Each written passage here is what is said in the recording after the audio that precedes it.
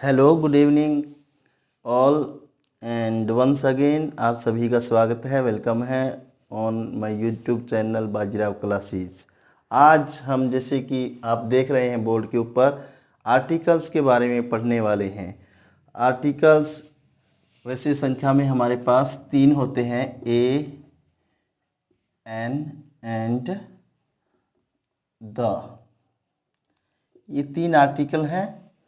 2 types होते हैं articles के। 2 टाइप्स कौन कौन से होते हैं? ये होते हैं नंबर 1 डेफिनिट,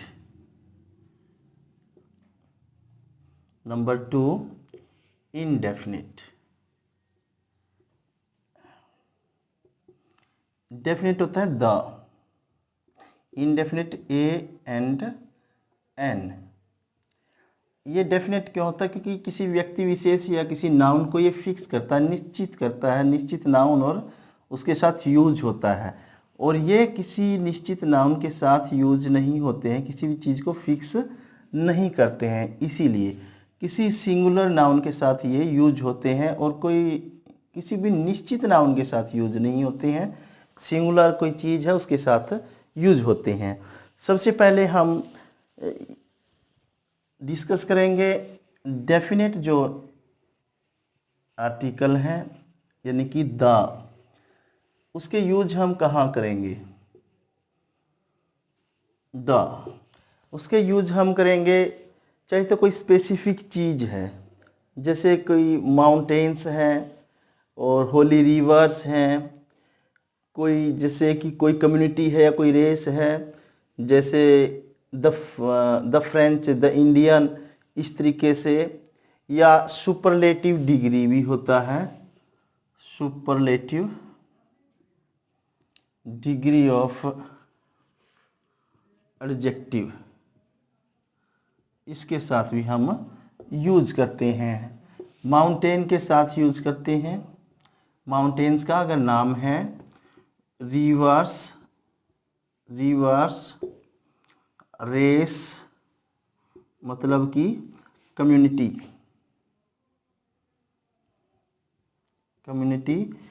एंड और किसके साथ करते हैं superlative degree? Mountains, holy books,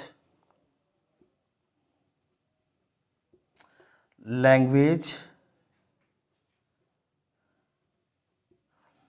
and तो कोई स्पेसिफिक ट्रेन है, जैसे द शताब्दी, द हिमकुंड एक्सप्रेस, इस तरीके से। एंड होली बुक हो गया है, लैंग्वेज हो गया है, ट्रेन हो गया है, mountain, rivers, race, community and superlative degree हो गया है। चाहे तो जैसे जो हमारी न्यूज़पेपर्स हैं, जो मेजर न्यूज़पेपर्स हैं, न्यूज़पेपर्स जैसे द ट्रिब्यून हो गया, ट्रिब्यून, एंड और कुछ भी बचता है तो चलो एग्जाम्पल हम लिखते हैं। तो हाँ, दूसरा हमारी जो दिशाएं हैं उनके साथ भी, जैसे ये तो हो गया हेवनली बॉडी हो गया ना, the sun rises in the east.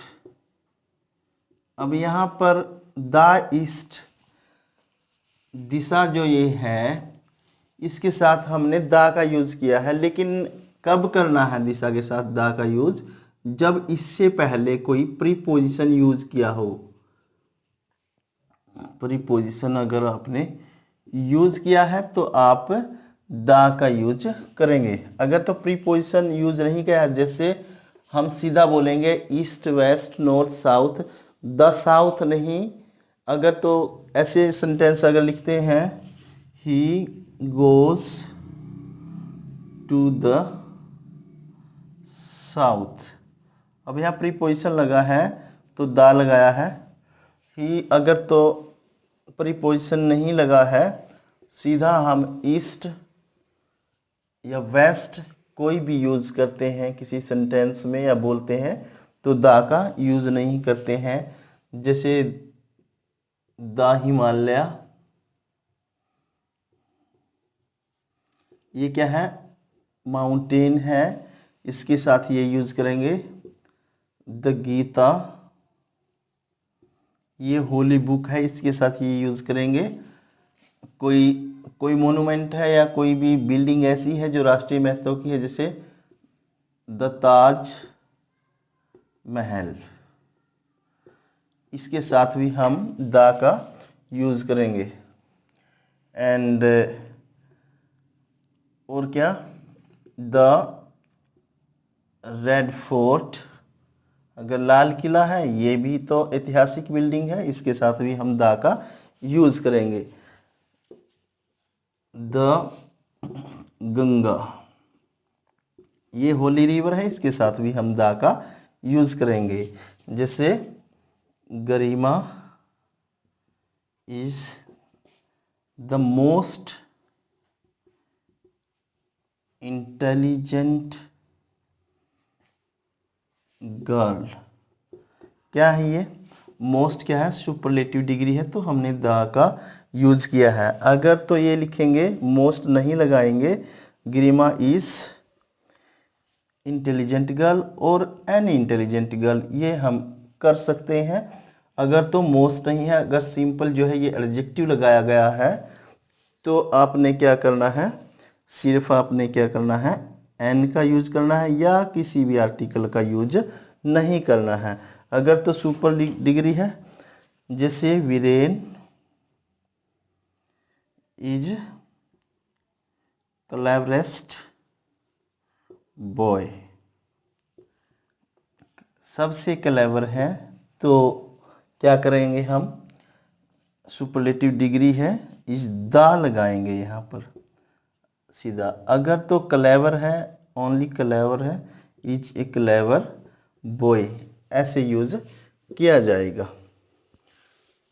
अब दूसरा जो इंडेफिनिट आर्टिकल है, ए एंड एन, इनका यूज हम करते हैं सिंगुलर किसी नाउन के साथ।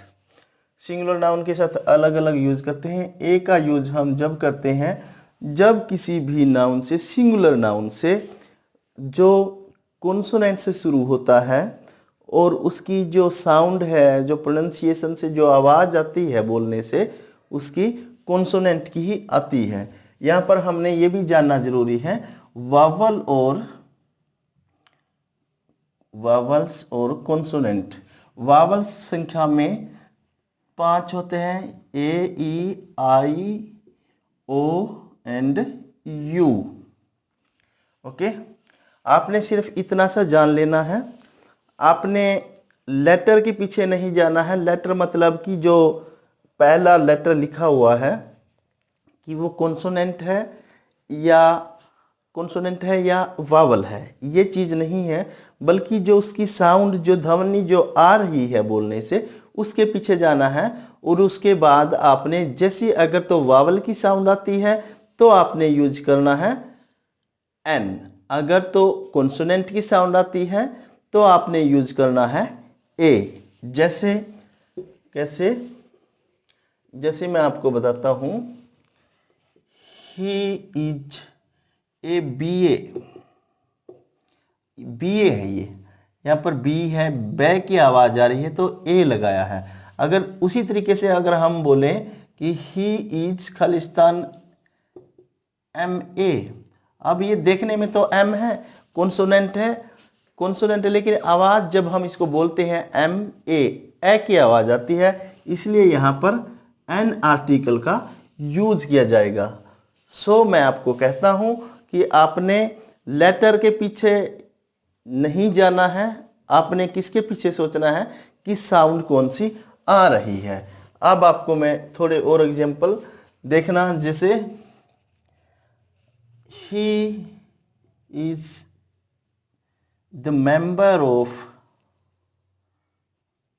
A union.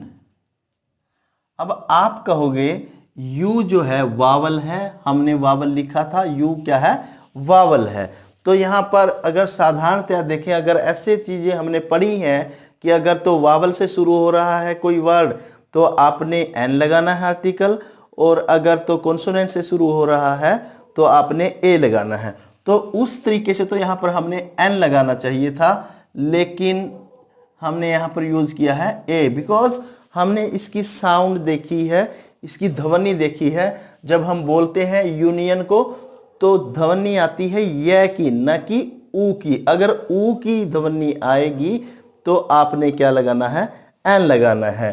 जैसे अंतिम रीड्स इन ए यूनिवर्सिटी, अब यहां पर भी यू है, यहां पर भी यू है, लेकिन आवाज जो है यह की आ रही है।